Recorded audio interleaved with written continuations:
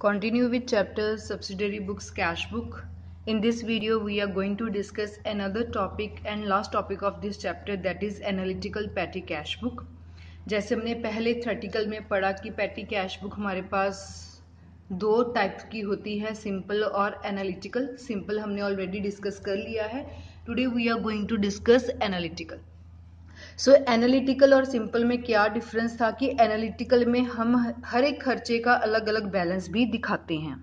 सो हम question number 25 start करेंगे और उसके अकॉर्डिंगली समझेंगे कि इसमें क्या होता है.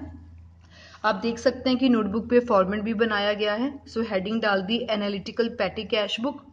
अमाउंट रिसीट जो बिल्कुल सेम है सिंपल पैटी कैश बुक की तरह. डेट, पर्टिकुलर्स, अमाउंट पेड, ये हमने पहले भी सीखे हैं. और आप कुछ कॉलम्स आगे देख सकते हैं, कुछ कॉलम खाली रखे हैं, उनमें कोई हेडिंग नहीं दी गई क्योंकि एनालिटिकल में हम हर एक खर्चे का सेपरेट हेडिंग भी बनाते हैं. अब जो ये कॉलम्स की हेडिंग है ये फिक्स नहीं है कि आपने क्या लिखना है.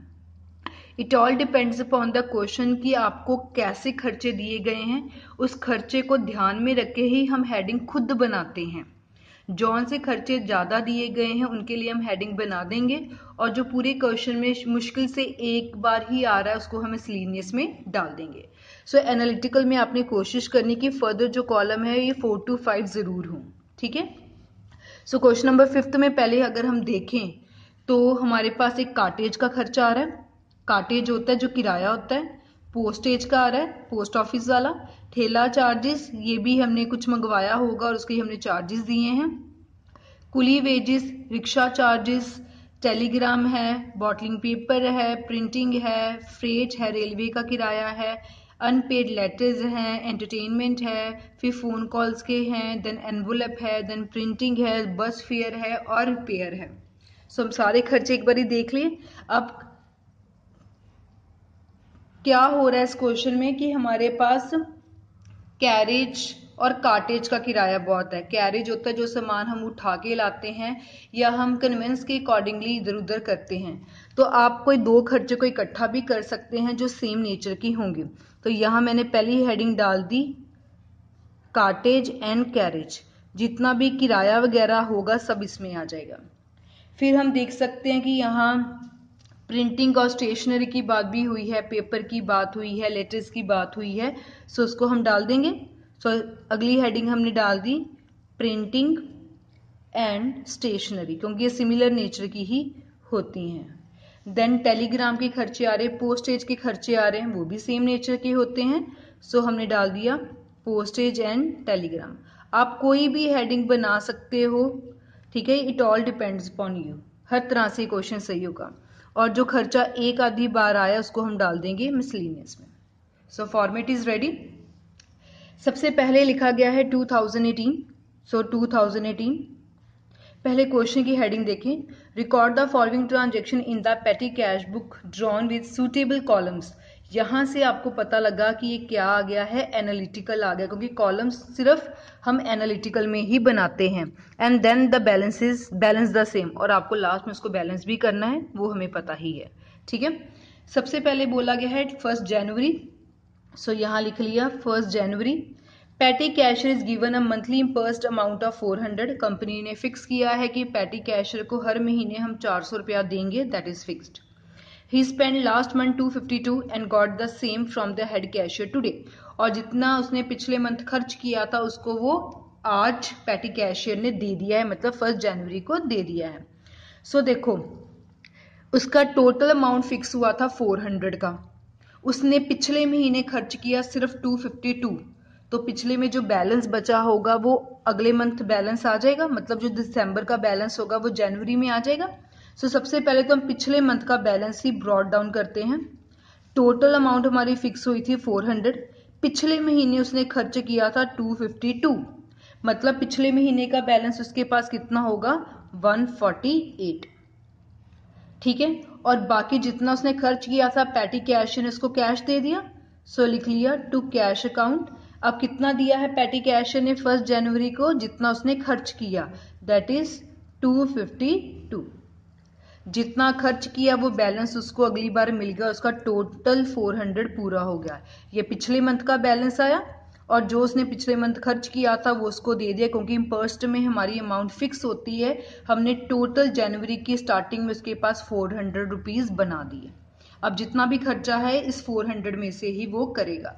स्टार्टिंग में जो अमाउंट हमारा मिलता है, जब पिछले मंथ का बैलेंस होता है, वो हमेशा 2 वाली साइड 2 से हम लिखते हैं और उसको हम लेफ्ट हैंड साइड लिख लेंगे। अब जितने भी खर्चे हैं उसको सभी को हम राइट हैंड साइड लिखेंगे। सो सबसे पहले आपके पास आ गया 2 जनवरी, कार्टेज पे किया है, सो लिख देंगे बाय कार्टेज। कितना है कार्टेज? 10। यहां तो लिखा ही लिखा, अब कार्टेज की हेडिंग कहां बनी हुई है? यहां, इसके अंडर भी लिख लिया। Then 4 January, paid for postage, so लिख लिया बाय पोस्टेज। कितना खर्चा है? ₹9। यहां तो लिखा ही लिखा, पोस्टेज की हेडिंग कहां बनी हुई है? यहां, तो इसके अंडर भी लिख लिया 9। इट इज वेरी इजी, आप बस इसको करते जाए। पेड फॉर ठेला चार्जेस, सो लिख लिया बाय ठेला चार्जेस। 8 जनवरी, अमाउंट है ₹8। यहां तो लिखा ही लिखा, प्लस ये भी एक तरह का किराया ही है, खर्चा ही है, सो जो आएगा कार्टेज और कैरेज में, तो यहां भी लिख लिया 8। Then it is 10th January, paid for coolie charges, so लिख लिया by coolie charges. Amount is 23। यहां तो लिखा ही लिखा, ये भी तो कार्टेज और कैरेज में ही आता है, सो लिख लिया 23 उसके अंडर भी। Moving to next 12th, paid for rickshaw charges ₹4, so लिख लिया by rickshaw charges. 12th January, amount है ₹4, ये भी किराया खर्चा ही है आने जाने का, सो इसमें डाल दिया। Then it is paid for telegram, so लिख लिया बाय टेलीग्राम। अमाउंट है 14th जनवरी, डेट है 14th जनवरी एंड अमाउंट है ₹7। अब टेलीग्राम है वो टेलीग्राम वाले हेडिंग में जाएगा, सो टेलीग्राम वाले हेडिंग में भी लिख लिया ₹7। Then it is paid for blotting paper, so लिख लिया बाय बॉटलिंग पेपर्स। ये है 16th जनवरी की और अमाउंट है हमारे पास rupees, let me check, telegram के 16 रुपीज़ थे, यहाँ लिख देते 16। बॉटलिंग पेपर के हैं ₹7, सो ₹7 प्रिंट पेपर्स हैं। Paper is a part of printing and stationery, so हमने प्रिंटिंग एंड स्टेशनरी में लिख लिया 17। Next is paid for printing, 17th January by printing. इसकी अमाउंट है हमारे पास ₹26, सो इसको प्रिंटिंग वाले कॉलम में भी लिख लिया 26। नेक्स्ट है हमारे पास रेलवे फ्रेट पेड, सो 18th जनवरी बाय रेलवे फ्रेट। फ्रेट भी एक तरह का किराया ही होता है। फ्रेट अमाउंट है आपके पास 21, यहाँ तो लिखा ही लिखा।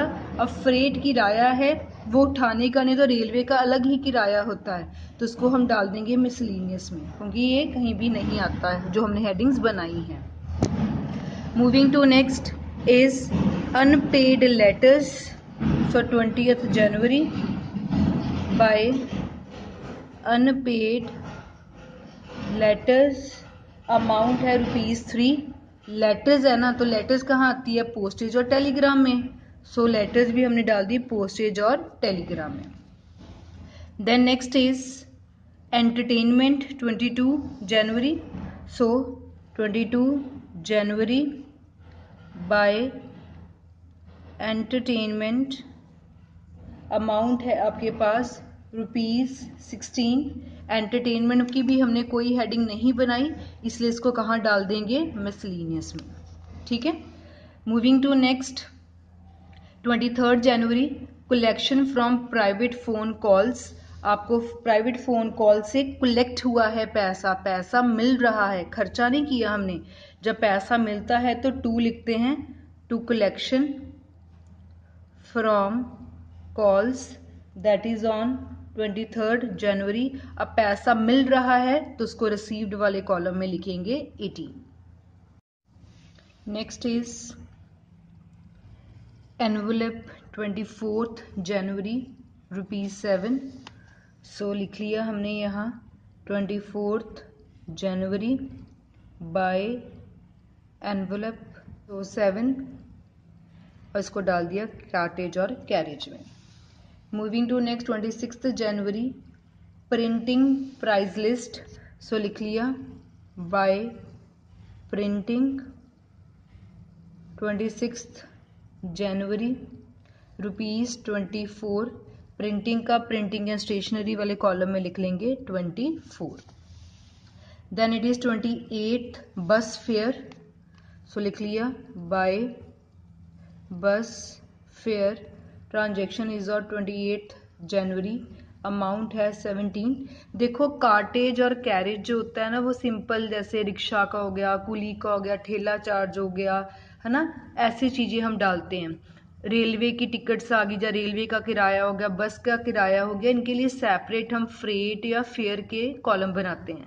हमने यहाँ फ्रेट और फेयर का कोई कॉलम नहीं बनाया, सो ये कहाँ चले जाएगा, मिसलिनियस में। इसको कार्टेज और कैरेज में नहीं इंक्लूड करना क्योंकि उसमें सिर्फ छोटे मोटे आते हैं, जैसे रेलवे आ गया या कुली के चार्जेस आ गए। Fine. And last is by repairs ₹9। So 9 खर्चा, ₹9 का खर्चा है by repairs, transaction is of 30 January. अब रिपेयर जो है हमने उसके लिए भी कोई हेडिंग नहीं बनाई, तो ये भी कहाँ चले जाएगा, मिसलिनियस में। सो जितने भी इनकम से उसको इनकम वाली साइड मतलब अमाउंट रिसीव्ड में लिख लिया, जितने भी खर्चे किए वो बाय वाली साइड में डाल दिए और उनके रिस्पेक्टिव कॉलम में डाल दिए। अब लास्ट में हम बैलेंस कैलकुलेट करते हैं। सो यहाँ लिखेंगे by balance carry down, month के एंड में होगा, दैट इज ऑन 31 जनवरी। पहले हमने यहाँ देखा 148, 252 प्लस 18। सो हमारे पास टोटल हो गया 418 क्योंकि इसमें हमें 18 रुपीज़ की इनकम भी हुई थी। अब अगर हम अपने खर्चे देखें तो ये सभी खर्चों को 418 में से माइनस किया तो हमारे पास यहाँ बैलेंस आ गया 218। Fine, clear. और इससे हमारी दोनों साइड इक्वल होगी 118 118। सो जैसे हम नॉर्मल बैलेंसिंग करते हैं वो कर लिया। अब एनालिटिकल में क्या करना है कि आपको बाकियों के भी बैलेंसेस करने, सिर्फ बाकियों के बैलेंसेस करते हैं, वो आगे फॉरवर्ड नहीं होते। ठीक है। अब जो ये पिछले मंथ का बैलेंस है वो अगले मंथ में फॉरवर्ड हो जाएगा 1 फेब को। To balance brought down that is ₹218। हमने क्या पढ़ा था कि इम्पर्स सिस्टम ने बोला है कि आपका जो टोटल है वो 400 बनना चाहिए। 218 रुपये हमारे पास पहले ही हैं, बाकी हमें कितने पैसे मिल जाएंगे टू कैश अकाउंट। 400 में से 218 माइनस कर लिया तो ये आपके पास बैलेंस आ गया 182, क्योंकि इम्पर्स सिस्टम में यही डिसाइड हुआ था कि आपके पास हमेशा टोटल 400 का होना चाहिए। सो 218 पिछले मंथ का आ गया हमारे पास और 182 हमें और मिल जाएगा तो हमारा 400 पूरा हो जाएगा। हाँ जी, ठीक है।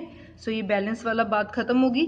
अब अगर हम देखें तो कार्टेज और कैरेज में 10 + 8 + 23 + 4 + 7 ये आपके पास आ गया 45। सिमिलरली प्रिंटिंग या स्टेशनरी में 7 + 26 + 24 ये आ गया आपके पास 64। पोस्टेज में 9 + 16 + 3 ये आपके पास आ गया 28। और मिसलिनियस में हमारे पास था 21 + 16 + 7 + 9 तो ये आपके पास आ गया 63। So this was about analytical petty cash book, जिसमें हमें स्टार्टिंग में जो बैलेंस था पिछले मंथ का वो मिला और जितना बैलेंस था वो बन गया, सो दैट कि हमारे पास इम्पर्स का 400 टोटल हो जाए।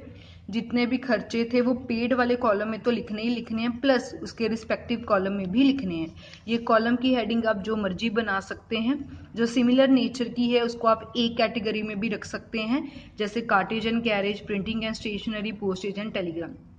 और जो एक आधी आइटम है उसके लिए हम क्या लिख देंगे, मिसलिनियस। सो सब कुछ लिख लिया, लास्ट में हमने टोटल कर लिया। बैलेंस 400 ही बनना चाहिए, 218 अगले महीने को ओपनिंग बैलेंस हो गया और फिर हमें कैशियर ने 182 दे दिया, सो दैट कि हमारा 400 का टोटल बन जाए। और जो ये बैलेंसेस है इसको बस ऐसे ही आपने लिखना है। Fine, hope it is clear to you. So this was about question number 25 related to analytical petty cash book of chapter subsidiary books cash book.